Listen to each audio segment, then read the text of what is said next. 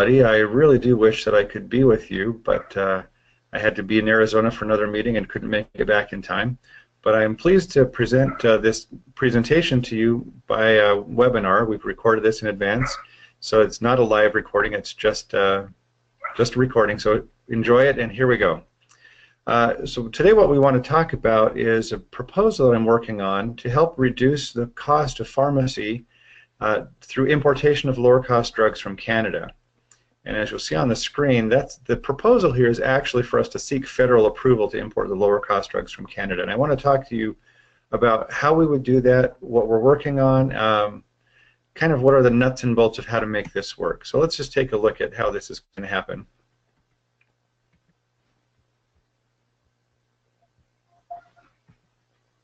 So the first question here is, what about costs? Why are we doing this? And the whole reason here is because prescription drug cost is a burden to taxpayers. Taxpayers generally, taxpayers especially those where the state has to bear the cost of this. And I want to talk to you just a little bit more about that. Sometimes people kind of don't realize, they think, well, taxpayer funded, it's just the Medicaid. How many could that be? You know, 8%, something like that. But it's a lot more than that. When we look at the total state spending on pharmaceutical costs, we're responsible for the health care of a whole lot of people. That would include state employees, it would include anybody that's working for the universities, the higher education system, as well as local governments, school districts, Medicaid, corrections, all of those people, and of course dependents, spouses and children as well. And when you add all of those up, it ends up being somewhere in the ballpark of 20 to 25% of the people who live in the state of Utah are in one way or another connected back to the state taxpayer for the cost of their health care. And pharmacy is a key component of that. Depending on how you measure it and depending on which group we're talking about, pharmacy can be anywhere from 15% or even more of the cost of taking care of those expenses. What's interesting is that even though the state is one of the largest purchasers of prescription drugs in the state of Utah, and of course across the country it's even more when you think about all government. 300 million people in the United States, we account for a significant fraction of the drugs that are manufactured and sold worldwide, but yet we're not getting the best deal. So that kind of raises some questions for us. If we are such an important purchaser and we're not getting the best deal, what's going on? And I think that's kind of an interesting question. People say, well, you're just trying to do something different. But in any industry, if you are any industry's major purchaser of whatever it is they're producing, don't you think you should be entitled to get the best deal? Why is Canada getting a better deal than we are? So when we want to do something about it, our first option then is to go to the federal law and say, is this allowed?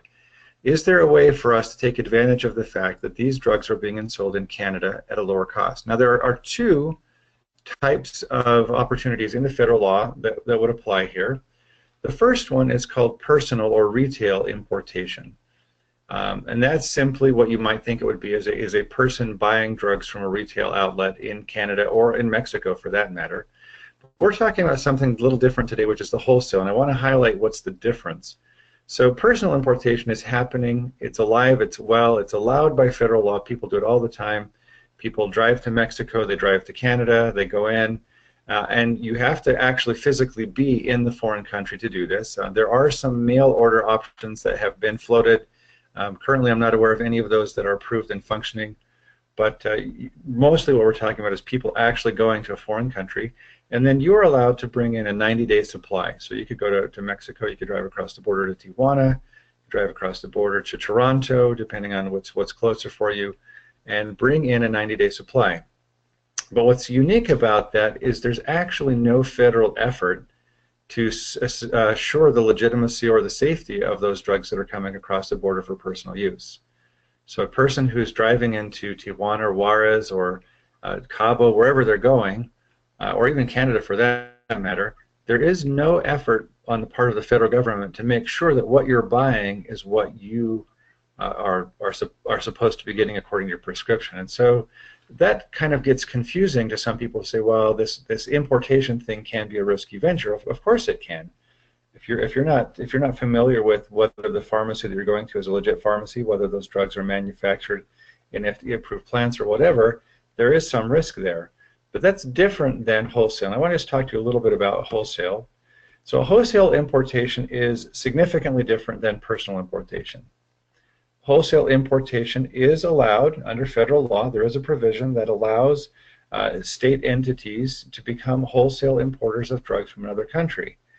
And what makes it different is that instead of each client being responsible for bringing in their own drugs, such as you'd have with mail order or driving across the border, you have a single entity bringing those prescription drugs in for everybody. So it all comes in one shipment on behalf of everybody, just like how you would think wholesaling should work. The wholesale importation program, according to federal law, requires the approval of the Secretary of Health and Human Services. We have to seek that federal approval in order to make it work. And the Secretary is required to evaluate two things before approving it. The first one is that we have to prove to the federal government that there's equivalent safety, that the drugs that we're bringing in are just as safe as the drugs that are being currently distributed here. And that's a pretty high standard if you think about it, especially what I told you regarding personal importation.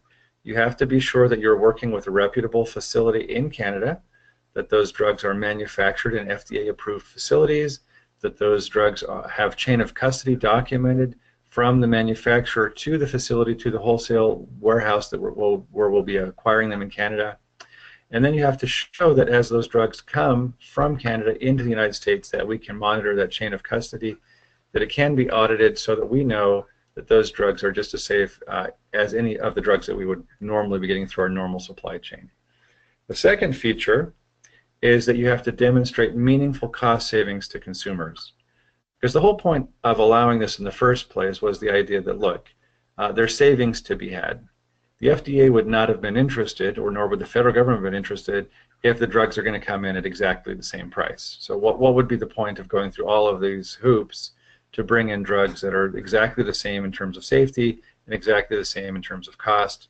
It just creates an extra layer of burden on there. So we do have to show that at some point we are saving money, and the important thing in the federal law is that it has to be to the consumers. So that cost saving has to make it all the way from the warehouse in Canada all the way down to the consumer buying them in a pharmacy. So what have we been doing? So over the summer, I've been meeting with stakeholders who are interested in this issue, and as you can imagine, there are a fair number of people who are interested in talking about drug importation from Canada. Just a few of them to mention here. The health plans. Many health plans in the state are interested. They spend a lot of money on drugs. It drives up their costs. It drives up premiums. It makes it difficult for them to go back to the people that are paying for it and justify, why are we doing this? Well, it's the pharmacy cost increase. Well, do something about it. So here's an opportunity to do something about it. We've also been working with the pharmacy experts. So pharmacy experts including those who work in retail pharmacy, those who work in PBMs, those who work at the national level. We've been talking to some national level experts in terms of how to import drugs and how drugs are currently imported to understand how that all works. And specifically, we've also been in contact with government programs, PEHP. I think you can all imagine why PEHP would want to be at the table, or why we would want them at the table.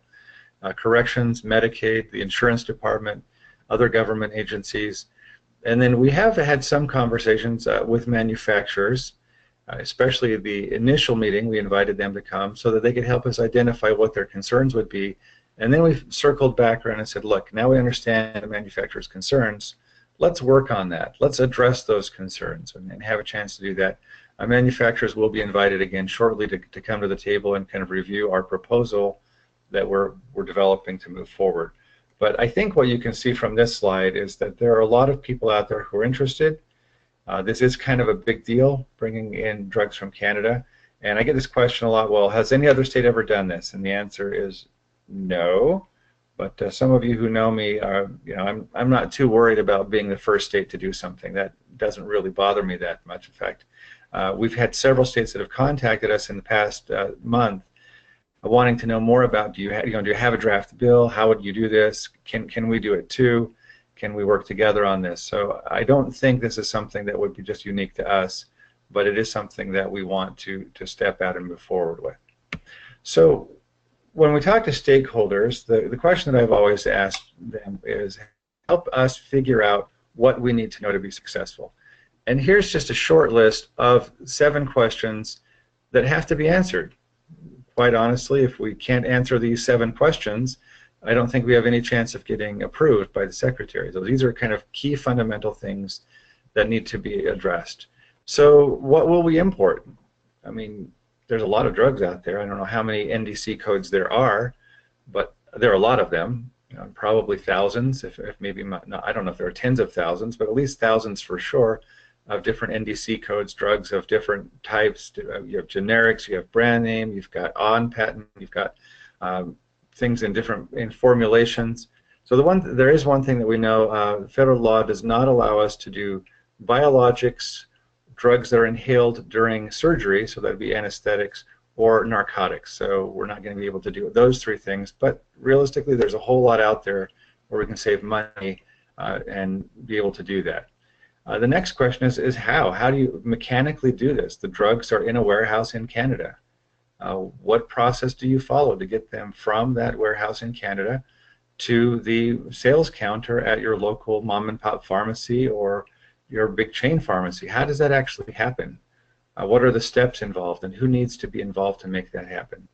How do they get distributed?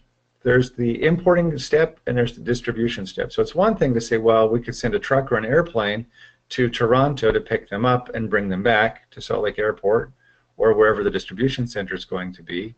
But how do you get them from that facility locally out into the hands of the pharmacies? So that's another thing that we have to figure out. How can you assure safety? The last thing we want to have happen, this would be a disaster, if we went to Canada, picked up a whole truckload or airplane load of the drugs that we want to buy, we bring them over here, and it turns out that they're all counterfeit, they're all fake, that none of them have what they're supposed to have in them. That would be bad. You can imagine how bad that would be. So what are some steps that we can take to make sure that that absolutely does not happen? And what has to happen? And I think we've got some answers to that. Who will benefit? Who's going to make out to be the winner of this whole thing? Now, you can see there are a lot of players involved here. You've got wholesalers, PBMs, health plans, you've got pharmacists and patients. There are a lot of people in the pipeline for this. At the end of the day, we want the end consumer to be the one who benefits most. And in some cases, that's actually the patient. In other cases, it's whoever's paying for the drugs for that patient, whether it's their employer or their health plan or the government itself. But we want to make sure that that saving is getting all the way to the end of the row. We've also got to figure out who's going to oversee this program. This is not a trivial thing for people to keep an eye on. There's a lot of moving parts. So who does that, and how do they do that? So we'll talk about that in just a second. And who's going to prepare and submit the application? This isn't just going to be someone writes a letter to the secretary and they sign it and send it back and they say go ahead. I think they're going to have a lot of questions, and there are going to be a lot of things that they're going to want to see documented. So that's going to take some effort. So we think that there are agencies in the executive branch that are ideally suited to oversee the program, to prepare and submit the application. In our discussions with the Department of Commerce, with Department of Insurance and Department of Health, that between the 3 of them, that there's a division of labor that will work to oversee the program and also get this application prepared, submitted, and approved so that we can get the program rolling forward. So let's take a look at some of the recommendations that we have so far from our work group. Again, these are all just starting points. We will have to refine them as we move forward and prepare the application. But one of the recommendations of our work group is to start with just 15 to 20 drugs. Figure out how to make it work with some of the biggest bang for the buck drugs that are out there. Those biggest bang for the buck drugs are drugs that have to do with diabetes, drugs that have to do with cancer, drugs that have to do with HIV and a few other chronic conditions. MS is another one of those big potential cost savings drugs. And so let's just figure out what are the ones that make the most sense, that generate the most savings right off the bat, and see if we can make it work with those. The next question is well, how are we going to keep them safe and get them from Canada to the pharmacists and have them still be safe? One of the things that I didn't know, but I found out along the way, that there are currently plenty of drugs coming into the United States by way of Canada. They may have been manufactured in Canada, and then they're set for distribution into the United States, or they may have been manufactured in another country, going to Canada because they're going to be dispersed, some to Canada and some to the United States, and then those drugs also come to the U.S. So it's happening already. Those facilities that are in the pipeline between the manufacturer and the United States, most of those are FDA-approved facilities. So of course, we would want to be looking at an FDA-approved facility. Those drugs are also track and trace eligible. The manufacturer that delivers those to that warehouse in Canada has kept track of the pedigree of that drug, and as those drugs move from the Canadian side of the border to the U.S. side of the border, we can keep track of those drugs and make sure that they are traceable all the way back to the manufacturer. So that will be an interesting thing as well, to make sure that we have that track and trace ability of the drugs all the way back to the manufacturer, that gets preserved. Finally, the wholesalers. Who knew? Again, the things that you learn when you study stuff like this, but the wholesalers are also FDA approved. There are wholesalers today bringing in drugs for the U.S. market, and those wholesalers are working with the FDA. They know what they're doing, and it's there. So what's the step that's missing? So the step that's missing is the drugs that are intended to be distributed in Canada are labeled and packaged for Canada. They have the Canadian numbers, the Canadian IDs. Those drugs need to be relabeled and repackaged. And again, there are FDA-approved entities out there that do relabeling and repackaging. That could happen in the warehouses in Canada before they even leave the country, or at some other point along the way. But there are FDA-approved entities that are allowed to do that. We do have a question that has come up frequently. Well, what about the NDC codes? What NDC codes will the drugs have on them? Those drugs we anticipate, and again, our recommendation would be, is that when they get relabeled and repackaged, they would have a drug code that is specific to that relabel or repackager. That way we will know that any particular drug that's sold here was in fact destined for Canadian market, was relabeled, repackaged for distribution in the United States, and you'd be able to tell that by looking at the NDC code. And that's important, obviously, for you all as payers to be able to understand where that drug was, what the correct price is, those sorts of things. So those are some of the things that we would recommend. We have a few more recommendations on the delivery system. So how do you deal with this? Who gets to do this? Is this something that there's a specialty pharmacy? The recommendation of the work group so far has been that they should be available to any Utah pharmacy. So it doesn't matter if your pharmacy is in Cedar City or St. George or Logan or Salt Lake. It doesn't really matter. If you're a Utah pharmacy, you should be able to participate in the program, bring those drugs into your store, and be ready to distribute those to your patients as they walk in the door. How you do that? It's actually, again, it's not that hard, because every pharmacy in the state of Utah currently is obtaining their drugs through an FDA licensed wholesaler. So we would simply say to the FDA licensed wholesalers, you can take these Canadian drugs, put them into the distribution system, again, track and trace eligible, all the way to the pharmacy. So the pharmacy, it's the same thing. The drug shows up just like it always has. The bottles have a different NDC code, but it's the same drug, it's the same manufacturing plant, it's the exact same ingredients. It just has a different NDC code. Put those on your shelf, somebody comes in with a prescription, you fill the prescription, you bill the insurance company. It's straightforward. Now the question is who gets to be able to buy these? We had some interesting discussions about this, but I think at the end of the day what makes the most sense is to just say we have no eligibility requirements other than the drugs must be distributed and dispensed in the state of Utah. So that a person coming to the state of Utah can walk into any pharmacy, they can buy the drugs here, present their prescription, walk out with them. And we're not going to check if you're a Medicaid client, if you're a state employee, if you're a university employee. It doesn't really matter. We want this to benefit the most number of Utahns possible and also reduce the burden on the pharmacist in terms of what they have to keep track of. So we call this the physical presence test. If the patient is physically present in the state of Utah, they can pick them up. Now, again, the last part of this is the most important one from my book. We need to make sure that savings, that the purchase of the drugs at the lower Canadian price gets all the way to the end. We need to figure out a way of making sure that somebody doesn't somehow along the way jack up the price back up to what it used to be and just keep the difference. And as you can imagine, there are a lot of potential players involved. We've got the the wholesale distributor in Canada, we've got the relabeler, the repackager, the wholesale importer, the distribution chain, PBMs, pharmacists, and a whole lot of other people that might want to say, well, that's great. You're bringing this at a lower cost. Thanks. I'm just going to sell it at the normal price and keep the difference. That can't happen. So there's going to need to be some sort of regulation or decision to make sure that that follows all the way through to the end of the row. So that's my presentation. And again, since this is, I'm not actually on the phone live. This is pre-recorded, and you're just watching a video of me. But we've made arrangement for Jane Horvath from the National Academy for State Health Policy, who's been our primary consultant and legal advisor. She's going to be on the phone.